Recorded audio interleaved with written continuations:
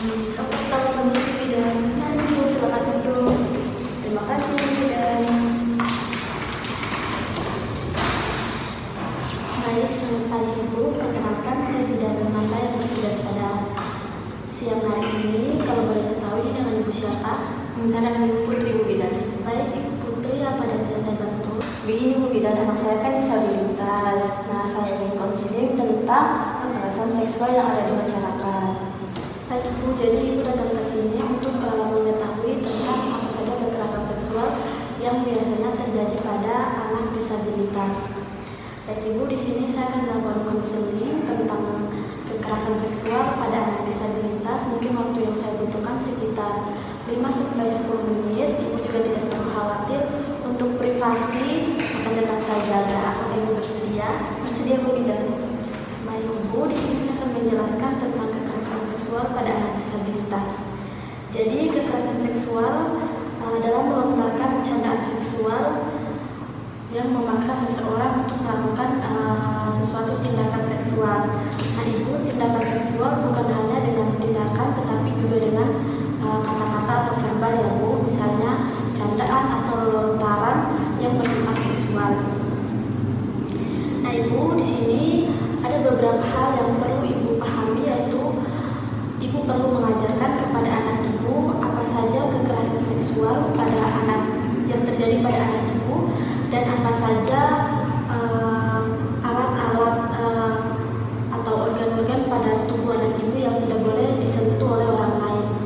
Baik Ibu, di sini ada beberapa anggota tubuh yang tidak boleh disentuh, misalnya pada bokong, payudara, seperti itu ya Bu, dan juga pada alat kemaluan atau genitalia. Nah, Ibu di sini juga Ibu harus mengajarkan kepada anak Ibu bagaimana membedakan sentuhan yang pantas dan tidak pantas. Nah, di sini sentuhan yang tidak pantas misalnya menyentuh pada bagian pribadi dari anak Ibu, seperti area tertutup, misalnya pada payudara, vagina atau bokong. Yang kedua, Ibu harus mengatakan kepada anak Ibu untuk berani mengatakan tidak secara tegas apabila mendapatkan sentuhan yang tidak pantas dari orang asing. Yang ketiga, apabila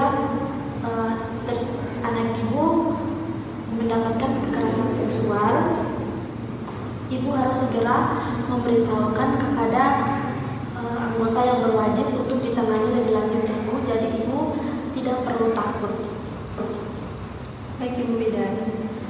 Baik Ibu, di sini Ibu juga harus mengajarkan kepada anak Ibu untuk membedakan beberapa rahasia yang tidak boleh diceritakan pada orang asing atau orang yang tidak dikenal sama sekali. Nah Ibu, di sini juga Ibu harus mengajarkan kepada anak Ibu untuk selalu menepis tindakan tersebut dengan tindakan misalnya ketika ada orang asing yang mengajak, Ibu harus mengajarkan kepada anak Ibu untuk memberanikan diri mengatakan tidak dengan melakukan tindakan menepis dengan tindakan. Nah Ibu, di sini saya akan menjelaskan ada beberapa tanda-tanda anak mengalami kekerasan seksual. Yang pertama, ketakutan yang luar biasa mencolok pada seseorang atau tempat tertentu, respon atau balasan dari anak Ibu yang tiba-tiba takut dan juga gelisah dan cemas, ketakutan yang tidak beralasan yaitu ketakutan fisik. Yang keempat, gambar-gambar yang menakutkan menggunakan banyak warna, misalnya warna hitam atau merah, misalnya anak Ibu langsung ketakutan ketika melihat gambar tersebut. Perubahan tiba-tiba dalam melakukan apapun, misalnya anak Ibu dari senang tiba-tiba langsung merasa gelisah atau cemas secara tiba-tiba. Ibu juga harus mengajarkan kepada anak Ibu untuk mengadukan perilaku tersebut kepada guru mereka saat mereka di sekolah. Nah Ibu, dari beberapa yang telah saya sampaikan, apa ada yang ingin ditanyakan? Tidak ada Bu. Baik Ibu, jika tidak ada yang ingin ditanyakan, di sini saya akan melakukan evaluasi sebagai pemahaman sampai di mana Ibu sudah memahami tentang apa yang saya jelaskan.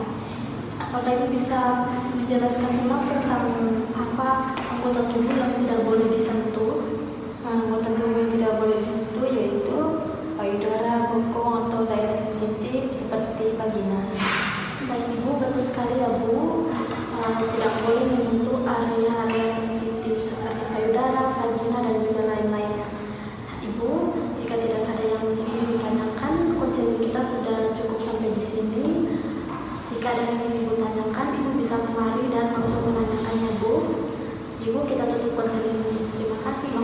guys.